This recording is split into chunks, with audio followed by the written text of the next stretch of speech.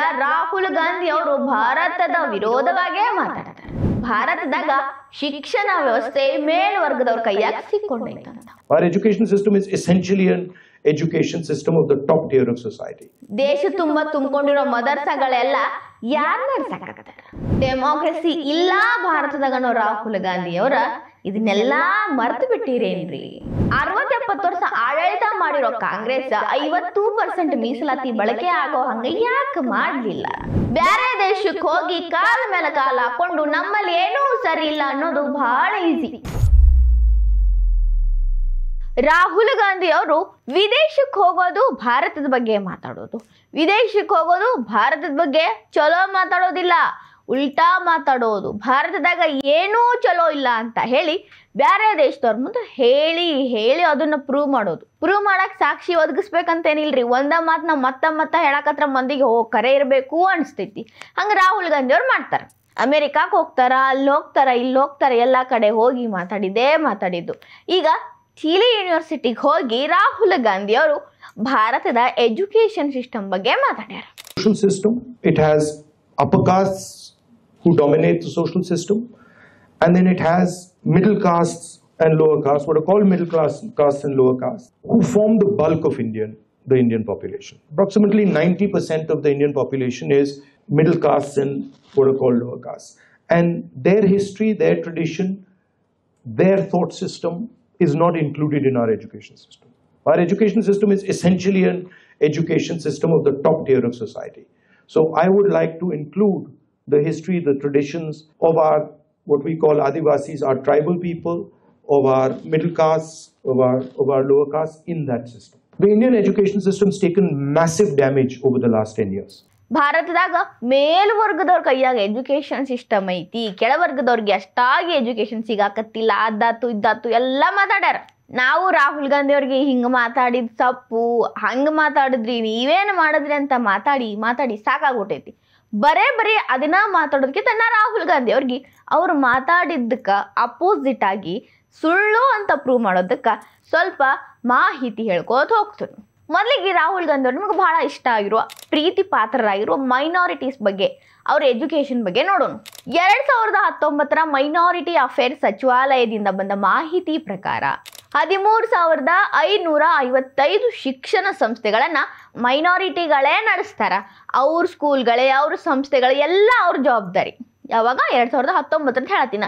ಇಲ್ಲಿ ತನಕ ಅದರ ಸಂಖ್ಯೆ ಹೆಚ್ಚಾಗಿರೋ ಚಾನ್ಸಸ್ಸು ಅದಾವ, ಬಟ್ ಪರ್ಟಿಕ್ಯುಲರ್ ಅಂಕಿಅಂಶ ಸಿಗದೆ ಇರೋದ್ರಿಂದ 2019 ನಿಮಗೆ ನಾ ಹೇಳಾಕತ್ತನು. ಈಗ ಅವು ದುಪ್ಪಟ್ಟಾಗಿರೋ ಚಾನ್ಸಸ್ಸು ಅದಾವ್ರಿ. ಮತ್ತು ರಾಹುಲ್ ಗಾಂಧಿ ಅವರ ಅದನ್ನಿಟ್ಟು ಮದರ್ಸಾಗಳು ಅವ್ರಿಗೆ ಓದಾಕಂತ ಹೇಳಿನ ಅವ್ರು ಮಾಡ್ಕೊಂಡಾರ. ಸಾಕಷ್ಟು ಅದಾವ, ದೇಶ ತುಂಬ ಮದರ್ಸಾಗಳು ಅದಾವ.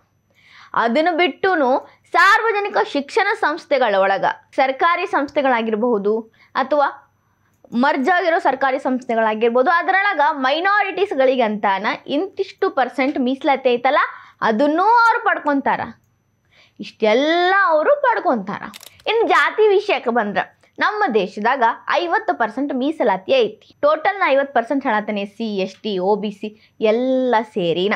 ಇಲ್ಲಿ ಪಾಯಿಂಟ್ ಬರೋದೇನು ಗೊತ್ತೇನ್ರಿ, 50% ಮೀಸಲಾತಿ ಒಳಗ ಬಳಕೆ ಎಷ್ಟಾಗತೈತಿ? ಬಳಕೆ ಅಂದ್ರೆ ಏನು? 50% ಒಳಗೆ 50% ಎಲ್ಲರೂ ಬಳಸ್ಕೊಳತ್ತಾರೇನ್ರಿ? 2024 ಎಕನಾಮಿಕ್ ಸರ್ವೆ ಪ್ರಕಾರ ಬಳಕೆ ಎಷ್ಟು % ಆಗತೈತಪ್ಪ ಅಂತಂದ್ರ 28.4%. ಅಂದ್ರ 50% ಒಳಗೆ ಬರೀ 28.4% ಬಳಕೆ ಆಗತೈತಿ. ಯಾಕೆ ಸಂಪೂರ್ಣ 50% ಬಳಕೆ ಆಗುವಲ್ತು? 2035 ಒಳಗೆ 50% ಬಳಕೆ ಆಗೋ ಹಂಗ ಮಾಡ್ತೀವಿ ಅಂತ ಮೋದಿ ಅವ್ರ ಗೌರ್ಮೆಂಟ್ ಹೇಳೈತಿ. ಇದನ್ನ ಸ್ವಲ್ಪ ಸೈಡ್ ಇಟ್ಟ ಈಗ ಮಾತಾಡೋಣ. ರಾಹುಲ್ ಗಾಂಧಿ ಅವರ ಸ್ವಾತಂತ್ರ್ಯ ಸಿಕ್ಕಾಗಿನಿಂದ 2014 ತನಕ ನಿಮ್ಮದೇ ಕಾಂಗ್ರೆಸ್ ಸರ್ಕಾರ ಆಡಳಿತದಾಗಿತ್ತು. 60ರಿಂದ 70 ವರ್ಷದ ಆಡಳಿತದಾಗ ನೀವು ಎಲ್ಲ ಕೆಳಗಿದ್ದವ್ರನ್ನ ಮ್ಯಾಲ ಕರ್ಕೊಂಡ್ಬಂದು ಎಜುಕೇಶನ್ 50% ಮೀಸಲಾತಿ ಬಳಸ್ಕೋಬೇಕು ಅನ್ನೋ ಹಂಗ ಯಾಕೆ ಮಾಡಲಿಲ್ಲ? ಈಗ 10 ವರ್ಷದಿಂದ ನಮ್ಮಲ್ಲಿ ಶಿಕ್ಷಣದ ಇದು ಮಟ್ಟ ಹಾಳಾಗೈತೆ, ಅದು ಮಟ್ಟ ಹಾಳಾಗೈತೆ ಅಂತ ಬೇರೆ ದೇಶಕ್ಕೆ ಹೋಗಿ ಮಾತಾಡೋ ನೀವು ನಿಮ್ಮ ಆಡಳಿತಾವಧಿಯಲ್ಲಿ ಏನು ಮಾಡಿದ್ರಿ? 50% ಐತಿ ನಿಮ್ಗಂತ ಓದ್ರಿ, ಮ್ಯಾಲೆ ಬರ್ರಿ, ಮ್ಯಾಲೆಲ್ಲಾನು ನಿಮ್ಗೆ ರಿಸರ್ವೇಷನ್ ಐತಿ, ನೀವು ಓದಬೇಕು, ನೀವು ಹಿಂಗ ಇದ್ರೆ ಆಗಂಗಿಲ್ಲ ಅಂತ ಬುದ್ಧಿ ಹೇಳ್ಬೇಕಾಗಿತ್ತು. ಮೈಕ್ ಸಿಕ್ತು ಅಂತ ಹೇಳಿ ಅದಿಲ್ಲ ಇದಿಲ್ಲ ಅನ್ನೋರು ನಿಮ್ಮ ತಪ್ಪುಗಳನ್ನು ಮಾತಾಡ್ರಿ. ನಮ್ಮ ಮುತ್ತಾತ, ನಮ್ಮ ಅಜ್ಜಿ, ನಮ್ಮ ತಂದೆ, ನಮ್ಮ ತಾಯಿ, ಈಗ ನಾನು ನನ್ನ ಅಕ್ಕನೋ ತಂಗಿನೋ ಎಲ್ಲರೂ ಆಡಳಿತ ಮಾಡ್ಕೊಂಡು ಬಂದೀವಿ. ನಿಮಗೆ ಬಿಡ್ರಿ ಪಾಪ, ನೀವು ಪ್ರಧಾನಿ ಆಗ್ಬೇಕಂತ ಕನಸ್ಕೊಂಡ್ರಿ, ಅದಾಗಲಿಲ್ಲ. ಈ ಸಿಸ್ಟಮ್ನ ಚೇಂಜ್ ಮಾಡೋಕೆ ಪ್ರಧಾನಿನ ಆಗಬೇಕು ಅಂತ ಇಲ್ಲ, ನೀವು ಇರೋ ಜಾಗದಿಂದ ಇದನ್ನ ಚೇಂಜ್ ಮಾಡ್ಬೋದಾಗಿತ್ತು. ಮಹಾನ್ ಪಂಡಿತರು ನೀವು. ಯಾಕ 50% ಮೀಸಲಾತಿ ಫುಲ್ ಬಳಕೆ ಆಗೋಂಗ ನಿಮ್ಮ ಕಾಲದಾಗೂ ನೀವು ಮಾಡಲಿಲ್ಲ? ದ ಪಾಯಿಂಟ್ ಈಸ್, ನಿಮ್ಮ ಟೈಮ್ನಾಗ ಇನ್ನೂ ಕೆಳವರ್ಗದವರು ಅಂತೇನು ನೀವು ಕರಿತೀರಲ್ಲ, ಅವ್ರ ಎಜುಕೇಷನ್ ಕಡಿಮೆ ಇತ್ತು. ಈಗ ಅವರು ಎಜುಕೇಷನ್ನ ಜಾಸ್ತಿ ಬಳಸ್ಕೊಳತ್ತಾರೆ. ಅದು 2019ರಿಂದ ಹೆಚ್ಚಾಗೈತಿ. ಈ 50% ತುಂಬ ಕತ್ತಿರೋದು 2019ರಿಂದ ಜಾಸ್ತಿ ಆಗೈತಿ. ನಿಮ್ಮ ಟೈಮ್ನಾಗ ಅದು ಯಾಕೆ ಕಡಿಮೆ ಇತ್ತು? ನೀವು ಇಷ್ಟೆಲ್ಲಾನು ಮಾತಾಡೋರು ಅದು ನನಗೆ ಉತ್ತರ ಕೊಡ್ರಿ. ಅವ್ರನ್ನ ಮ್ಯಾಲೆ ತರಬೇಕು, ಬಾಯಿಂದ ಹೇಳೋದಲ್ಲ, ಅವ್ರನ್ನ ತಂದು ಮಾತಾಡಬೇಕು. ಇನ್ನು ರಾಹುಲ್ ಗಾಂಧಿ ಅವರು ಅಲ್ಲಿ ಮಾತಾಡ್ತಿರ್ಬೇಕಾದ್ರೆ ಒಬ್ಬ ಭಾರತದ ವಿದ್ಯಾರ್ಥಿ ಜೊತೆ ಮಾತಾಡ್ತಾರೆ. ಅವಾಗ ಏನು ಹೇಳಿದ್ರು ಅಂದ್ರೆ, ನಮ್ಮ ದೇಶದಾಗ ಫ್ರೀಡಮ್ ಆಫ್ ಎಕ್ಸ್ಪ್ರೆಷನ್ ಇಲ್ಲ ಅಂತ, ಅಂದ್ರೆ ಯಾವುದಕ್ಕೂ ಸ್ವಾತಂತ್ರ್ಯ ಇಲ್ಲ ಅಂತ. ನಮ್ಮ ಭಾವನೆಗಳನ್ನ ವ್ಯಕ್ತಪಡ್ಸಕ್ಕೆ, ಮಾತುಗಳನ್ನ ವ್ಯಕ್ತಪಡ್ಸಕ್ಕೆ, ಅನಿಸಿದ್ನ ಕೇಳಕ್ಕೆ ಹೇಳಕ್ಕೆ ಸ್ವಾತಂತ್ರ್ಯನ ಇಲ್ಲಂತ.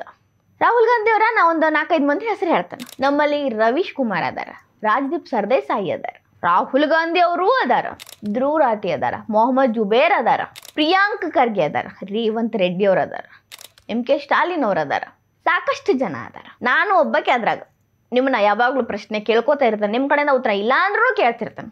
ನಾನು ನಿಮ್ಮನ್ನ ಪ್ರಶ್ನೆ ಕೇಳೋದನ್ನು freedom of speech, freedom of expression ಸಂಬಂಧಪಟ್ಟಿದ್ರಿಂದಾನೆ ನಾನು ನಿಮ್ಮನ್ನು ಕೇಳ್ತಾನೆ. ನೀವು ಸಾಕಷ್ಟು ಪ್ರಶ್ನೆಗಳನ್ನ ಕೇಳ್ತೀರಿ, ನೀವು ಅದನ್ನು ಬಳಸ್ಕೋತೀರಿ. ಈಗ ಹೇಳಿದ್ಮೇಲೆ ಹೆಸರುಗಳು ಅವರೆಲ್ಲರೂ ಪ್ರಶ್ನೆ ಎತ್ತುತ್ತಾರೆ, ಎಲ್ಲದರೊಳಗೂ ಪ್ರಶ್ನೆ ಕೇಳ್ತಾರೆ. ಅವ್ರನ್ನು ಬಳಸ್ಕೊಳ್ಳೋದು freedom of expression, freedom of speech, ಮಾತನಾಡುವ ಹಕ್ಕು, ಇದನ್ನು ಬಳಸ್ಕೊಂಡ.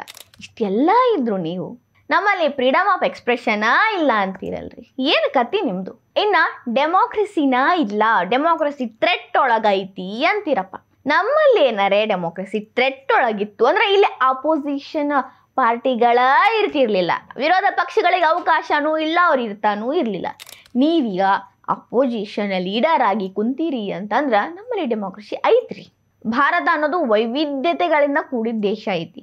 ಬೇರೆ ಬೇರೆ ರಾಜ್ಯದಾಗ ಬೇರೆ ಬೇರೆ ಲೀಡರ್ಗಳದ, ಬೇರೆ ಬೇರೆ ಪಾರ್ಟಿಗಳದು, ಬೇರೆ ಬೇರೆ ಸಂಸ್ಕೃತಿ ಐತಿ.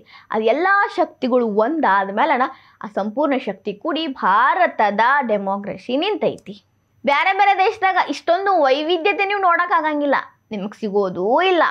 ಡೆಮೋಕ್ರಸಿ ಜೀವಂತವಾಗಿರೋದ್ರಿಂದಾನ ರಾಹುಲ್ ಗಾಂಧಿ ಅವರ ಓಟ್ ಅಧಿಕಾರ ಯಾತ್ರಾ ಮಾಡ್ತೀರಿ, ಭಾರತ್ ಜೋಡೋ ಯಾತ್ರಾ ಮಾಡ್ತೀರಿ, ಚೌಕಿದಾರ ಚೋರೇ ಅಂತೀರಿ, ಓಟ್ ಚೋರಿ ಅಂತೀರಿ, ಸುಳ್ಳು ಆರೋಪಗಳನ್ನ ಮಾಡ್ತೀರಿ, ಸಾಕ್ಷಿ ಕೊಡಂಗಿಲ್ಲ.